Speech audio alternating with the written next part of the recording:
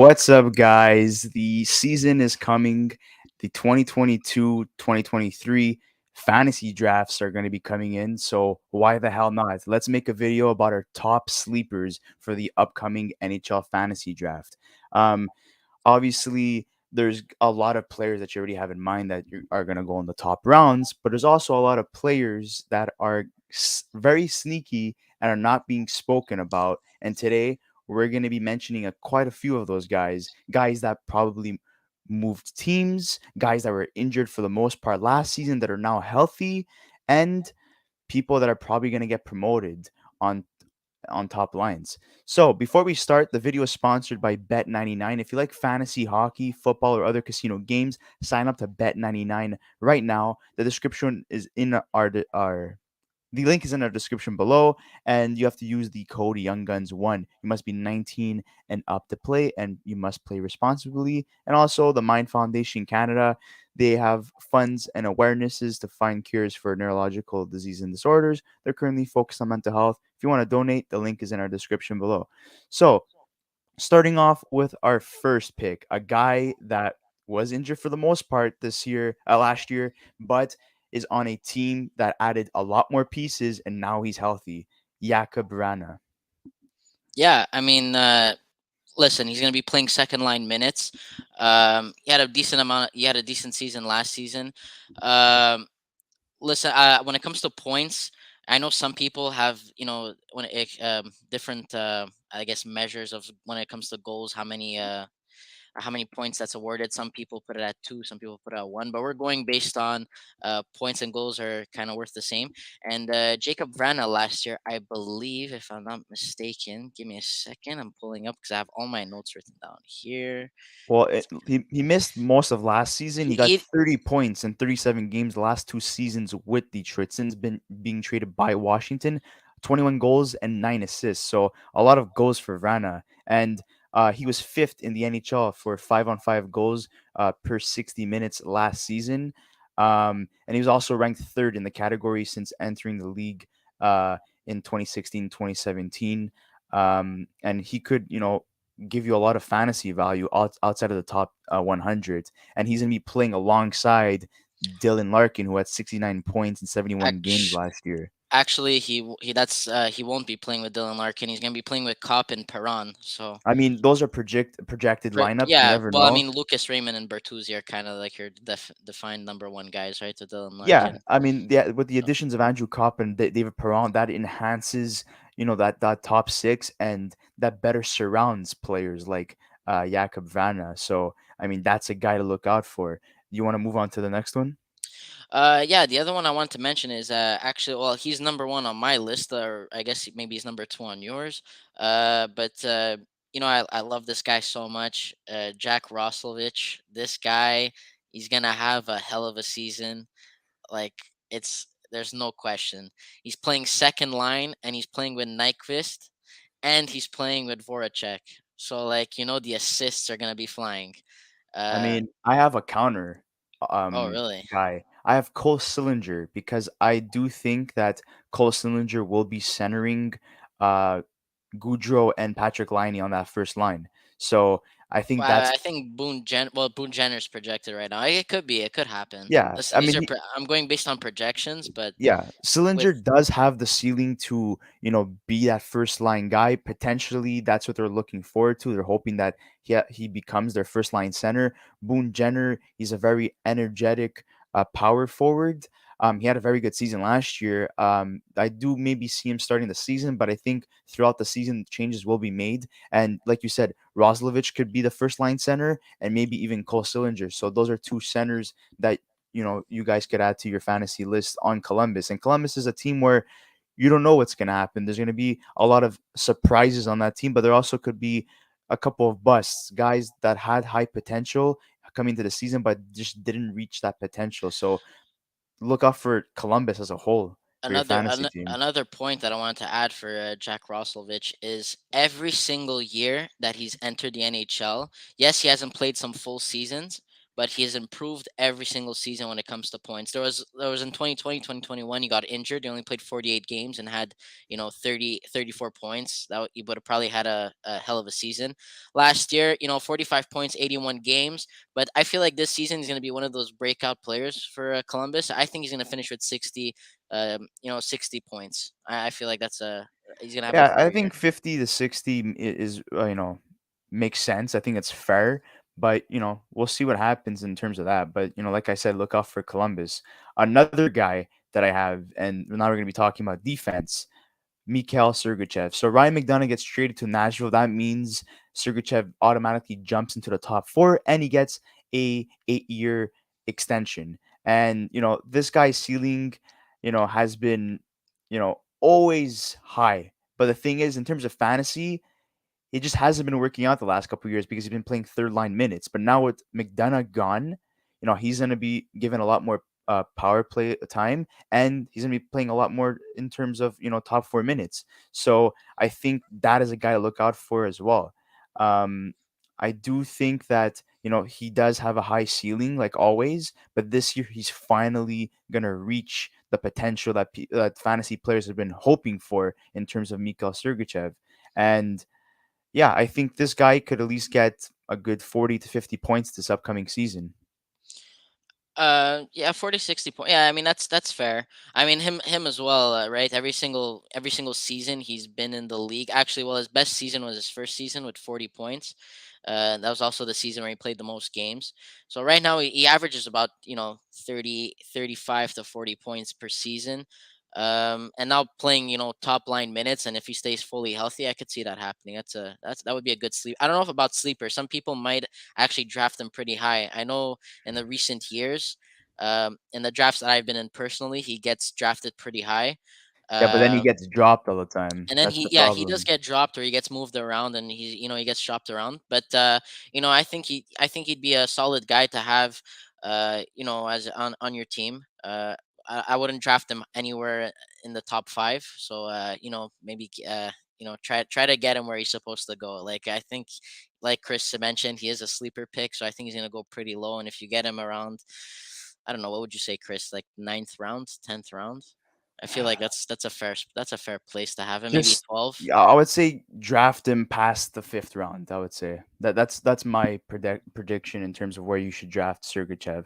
Always go with the forwards and then work yourself down in terms of defense and then goaltending, or if you want to do goaltending then defense. It depends your point system. Um, Another guy that I think is going to be a fantastic player, and that's David Krejci. He's coming back from the Czech league. Uh, he was paired up with Hall and David Pastrnak 2 years ago, and that line was one of the best second lines in the league. Um, he is a two-time, 73 point player. Do I think he's gonna get 70 points again? I highly doubt it. I expect a good 40 to 50 point season, but I think he's gonna be playing power play minutes. He's definitely gonna be back on that second line with Hall and Pasternak. And I think Hall, suffered last year because he had such great chemistry with Krejci, and they were lacking in terms of adding a second line center. But now with Krejci back, the lines, you know, are more balanced essentially in the top six. So I think anybody that plays at Hall and Pasternak, automatically that's a guy that you should look out for. And yeah, when it comes to fantasy, something that I've noticed quite often when it comes to forwards, specifically centers, is a lot of guys tend to ignore players above 34. I don't know why, or even players above 32. Last season I think it was Anze Kopitar was a hell of a surprise during fantasy at the start of the year, and I feel Him like and Krejci, Dowdy too. Dowdy as well. But when it comes to defensemen, defensemen, I feel like when I feel like they're like, what do you call them? As guardians. Is I think it's the correct term, right? The older you get, the better you are. So when it comes to defensemen, I don't mind drafting a couple older guys. But when it comes to centers, listen, they're overlooked, and Krejci is one of those guys where I think who knows, maybe he might pull out a 60 point season or 70 point season. Never I know. mean, Playing with Taylor this. Hall, I anything could mean, happen, right? look, they are in their, I would say, The Um, final. It's the final. the The last final dance. basically run, right? A lot of these guys are aging. Bergeron's on 1 year contract. Krejci's on a 1 year contract. Um, they don't have that much time left. They're trying to they got the band together essentially. I wouldn't even be surprised if they go get Chara. So I mean, they're gonna play with a lot of heart this season. So I wouldn't be surprised if Krejci, gives us it his all because I think this will be his final season. Same thing with Bergeron. Speaking of guys that are leaving their respective leaving coming to the NHL, Andrei Kuzmenko. He's 26 years old. He signed a 1 year deal with the Vancouver Canucks. He finished with 53 points in 45 games in the KHL last season, and he's going to be playing a top six role. I could see him playing on the wing beside either JT Miller or Bo Horvat. So, I mean, I would say that's, fantastic when you're paired up with any of those two guys. And, I wouldn't be surprised if his winger is fellow Russian Vasily Podkolzin as well, who's expecting to be a breakout player as well. So you can look out for him too on your fantasy list. Yeah, right now I think he is projected to play with Bo Harvad and Connor Garland. You could argue Connor Garland is also probably a sleeper pick. Actually, Connor Garland maybe on your bench, but yeah, Kuzmenko, a great pick. I actually forgot about him, so I'm actually glad you reminded me. So yeah, I mean, listen, I mean, there's a lot of hype surrounding him, so I wouldn't be surprised if someone, um, you know, just comes out of nowhere and goes off the board and maybe takes him. But with the more players that take fantasy somewhat serious, I know a lot of people put money on this. They might draft him lower, so you might be lucky and blessed, and he comes to you at a later round. But I wouldn't be surprised if he leaves quite early, And even though he before shouldn't. we head into our goaltenders, we're going to talk about three more forwards, two of which are new additions to the Seattle Kraken: Oliver Bjorkstrand and Andrei Burakovsky. They're going to be slotted in the top six easily. Bjorkstrand had NHL career highs in goals, 28 points. 28 goals for and total of 57 points. Power play points 19. Shots on goal 215 with Columbus last season. Burakovsky had his best totals: 22 goals and 39 assists for a total of 61 points, and shots on goal 149 last season with the Colorado Avalanche, and he won the cup with them, right? And he won the cup with Washington back in 2018. So, I mean, those wingers are probably going to be playing alongside rookie centers Sheen Wright or Matty Berniers as well. So, I mean, and obviously playing on the wings with Yanni Gord or Jared McCann is always an addition as well. So these guys are going to be given power play minutes. They're going to be given top 6 minutes. There were always guys that were always overlooked, underrated players. Bjorkstrand was playing third line minutes at one point in Colorado. Now he's finally going to make a name for himself playing top 6 minutes. And, Bjorkstrand was Columbus's best player last year, right? In terms of offensive numbers and their best offensive player. So, those two guys going to Seattle makes their offensive core so much more better. And those are two guys to look out for. Another guy actually that we should probably mention. You actually brought this up. I thought it was a good pick. Tyler Toffoli. Moving up Yeah, to potentially playing first line. I think he's gonna be. I think he's a hell of a scorer. I he's a think it's gonna be. sniper. That's what he does. Yeah, Score, puts exactly. And the he's puck gonna in be the net. playing. He's gonna be playing with. Is it Huberdeau? Well, I'm pretty Huberto sure and Huberdeau Elias and Lindholm. Lindholm. That's correct. Yeah, and Lindholm got over 40 goals last year. So I mean, look, it all for this pick, it all comes down to chemistry.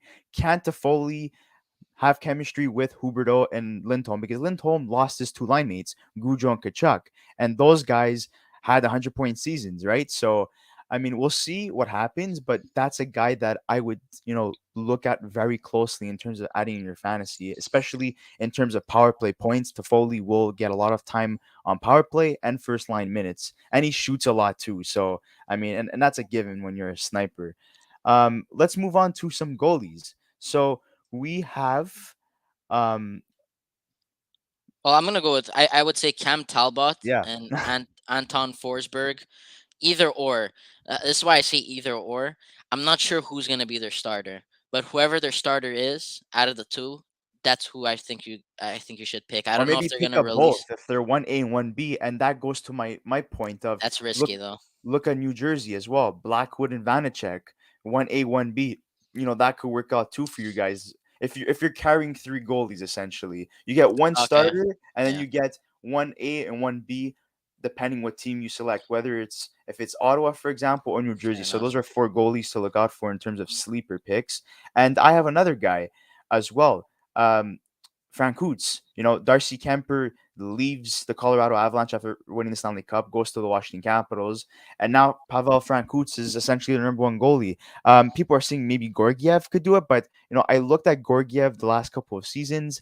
He's a For the moment, he's a backup goalie. So unless he surprises the hockey world this year and he starts outperforming Frank Hoots, I don't see it happening. I think Frank Hoots starts as the number one, Gorgiev as a backup.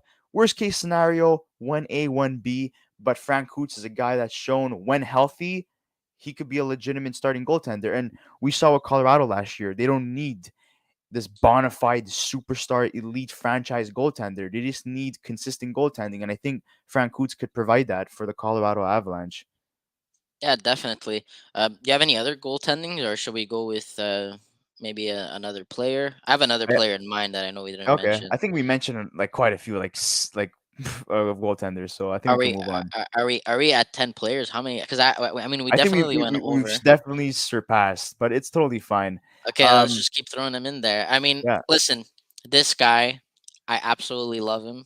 He's my favorite player on the Habs, and if healthy, and if playing is it, first line minutes if it's he's, not he, Slavkovsky. he's playing second for Okay, now. From what is they're projected, I think Slavkovsky's gonna play first. The way he's been playing right so far, from what I've seen, I think he's gonna be playing first. But Josh Anderson he's everything an NHL team wants. He's big, he's fast. I say it all the time. He's clutch. He's on the power play. He scores goals, he assists, and he hits. I know hits is some leagues, the hits are worth a decent amount of points. yeah, blocks, shots, and hits Block for shots. Anderson. So Anderson is a great guy to have on your team, even if he's on your bench. It's always good to have a player like that uh, when healthy. The healthy part is Yeah, is and if he finds consistency to his game finally, because I know there's been a lot of inconsistency in terms of Anderson's game.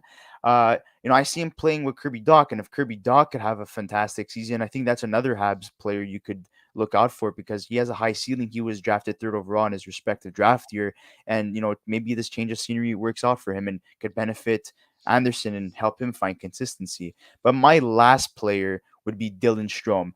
Backstrom is out. People are saying maybe Eller is going to be playing second line minutes. I think he stays in that third line. I think that's where he belongs. First line, you have Kuznetsov, who had a resurgence last year after all those problems in the past. Dylan Strom is looking for a change of scenery. He didn't work for the out in second time. Arizona. Yeah, it didn't work out in Arizona. He goes to Chicago, starts off very well. Now he goes to the Capitals because it just didn't work out with the Blackhawks towards the end of his playing time there. But I do see him playing what maybe TG Oshie, Anthony Manta, Connor Brown, and eventually Tom Wilson when he comes back from injury. So Dylan Strom will get power play minutes. I would say second unit power play minutes. So that's a guy that if healthy and if this change of scenery actually pans out for him and he could, benefit from this change and reach that ceiling because he was drafted in the top five in his respective draft year, so he does have the potential. But if it doesn't work out for him, Lindstrom will find himself on the third line, and Elder's going to go on the second line. So that's my last pick, and I don't know if you have any more, Chris. Well, I mean, I don't know how much. He's not really a sleeper, but guys, draft Troy Terry. You guys got to draft Troy Terry. Troy Terry I is a think people beast. are aware now. I think people last year he was a He's a sleeper pick, but this beast. year they're aware. But But honorable mention, I guess Vince Dunn. Might as well. Let's just throw him in there, right? yeah, I think he's gonna be doing a pretty decent. Oh, we have a comment here actually. Before we finish, might as well. In your honest opinion, Chris and Christopher, over under. With Oh, Lundell, I I didn't finish see reading. him getting 20 goals, to be honest. And he could be a sleeper pick, but I think he's a guy that's going to be left on waivers that you could pick up when you have injuries. But with that being said, guys, I just want to say thank you so much for watching this episode. Don't forget to like this video, subscribe to our channel, and share this to any players in NHL fantasy. Actually, don't share it because then you're giving away your strategy. So just keep this to yourself, use it to your advantage, and good luck in this upcoming season for fantasy hockey. And if See you you guys guys. win, let us know. Well, at the end of the season. Yeah, we'll see you next episode, guys. Bye.